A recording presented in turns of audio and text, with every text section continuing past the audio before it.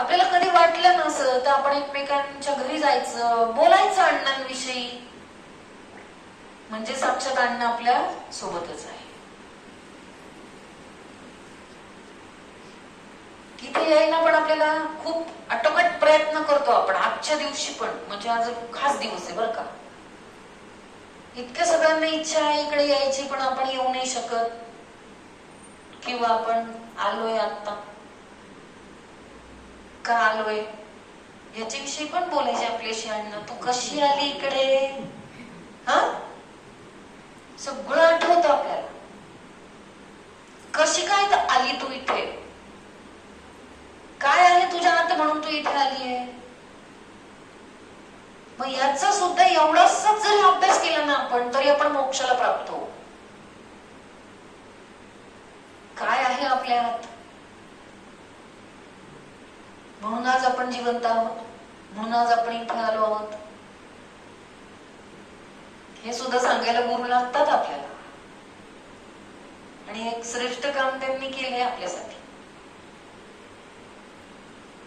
आणि आजच्या दिवसासाठी न ठेवता आपण वारंवार खरंच भेटलं पाहिजे. आपण दरवेळेला बोलतो, फक्त बोलतो आपण, पण आपण नाही भेटत. या आपण सगळ्या गोष्टी इथे असतात, ठरलेल्या आहेत इथे गोष्टी. आपण म्हणतो की नाही, दिसलं की फक्त म्हणायचं, देखल्या देवाला दंडवत करतात तुम्ही, असं म्हणतो की नाही बोलताना. म्हणजे आपण किती पण ठरवलं तरी ती गोष्ट नाही होत.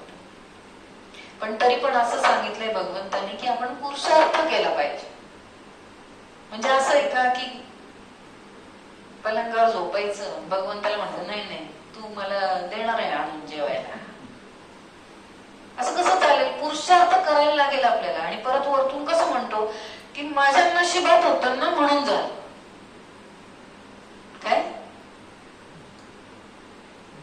पण आपल्याला करायला लागेल ना पुरुषार्थ. इथे यावं लागेल की नाही आजच्या दिवशी आपल्याला. आपल्याला एक उदाहरण पण द्यायचे अण्णा, की तू जर नदीमध्ये पडली तर तुझं स्वामी येईल का तुला वाचवायला, असं म्हणायचं आम्हाला.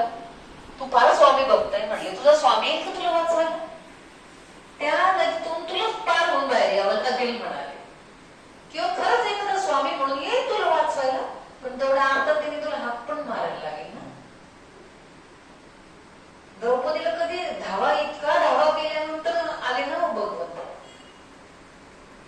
सगळ्यांचं करून झाला धावा, जेवढे नातेवाईक, जेवढा नवरा, किती 5 असतील तिला पती, ते 5 पतींचे सगळ्या नातेवाईकांचे दरबारात जेवढे होते सगळ्यांना हाक मारून झालं. आणि आपल्याला हस्तविश्वास आहे ना की माझे लोक, माझा परिवार, माझे नातेवाईक,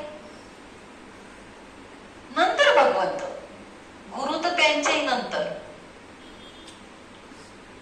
विश्वास नाही, डळमळीत आहे आपली भक्ती, डळमळीत आहे विश्वास. आणि मग अखेर मग भगवंताला हाक मारली, भगवंताला यावंच लागतं.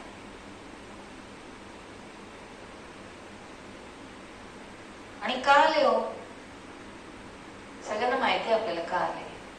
एकच चिंधी दिली होती फक्त.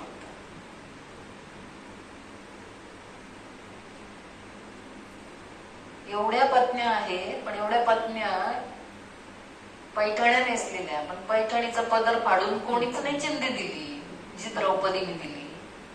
आणि ते कर्म जे आहे त्या कर्मबंधनामध्ये अडकलेले होते.